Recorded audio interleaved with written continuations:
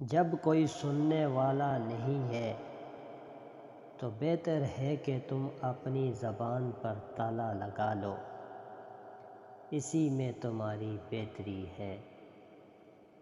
جب کسی پرانی عمارت کو دوبارہ سے بنانا ہو تو سب سے پہلے اس پرانی عمارت کو گرایا جاتا ہے، پھر نئی عمارت کی بنیاد رکھی جاتی ہے۔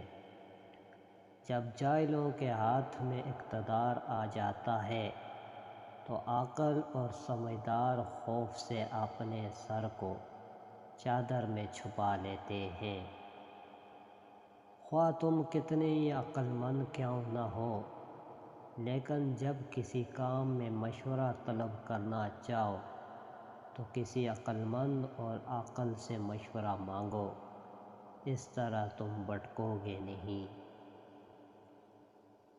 سفر کی بدولت غلام بادشاہ بن جاتا ہے۔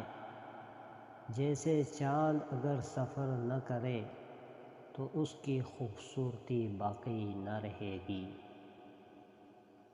چمگادڑ سورج کی نہیں، دراصل وہ اپنے آپ کی دشمن ہوتی ہے۔ ایمان کو دلوں کے صدق سے تازہ کرو، نہ کہ زبانی اقرار سے۔ جب تک نفس تازہ رہے گا ایمان تازہ نہیں ہوگا۔ جس کی نگاہ مسبب و اسباب پر ہوتی ہے وہ کبھی سبب سے دل نہیں لگاتا۔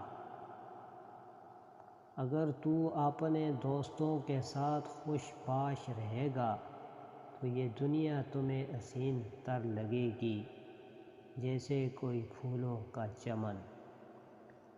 شیطان بندے سے الگ کوئی مستقل وجود نہیں رکھتا۔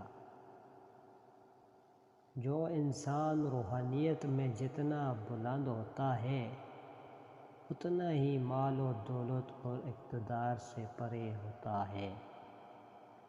پتھر کبھی بھی موسم بہار میں سرسبز نہیں ہوتا۔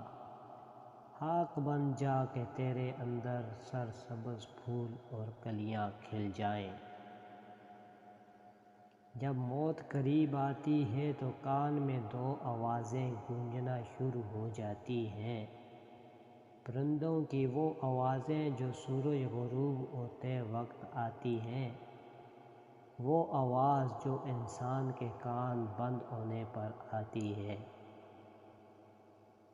اگر تم کسی سے محبت کرتے ہو تو صرف محبت کے بول مت بولو، بلکہ عملی طور پر محبت کو نبھاؤ اور خود کو ثابت کرو کہ تم سے بھی محبت کی جائے۔ مشورہ ہمیشہ اس بندے سے کر جو ہر لحاظ سے پاک ہو۔ اگر پاک لوگوں سے مشورہ لے گا تو تجھے کوئی خسارہ نہیں اٹھانا پڑے گا۔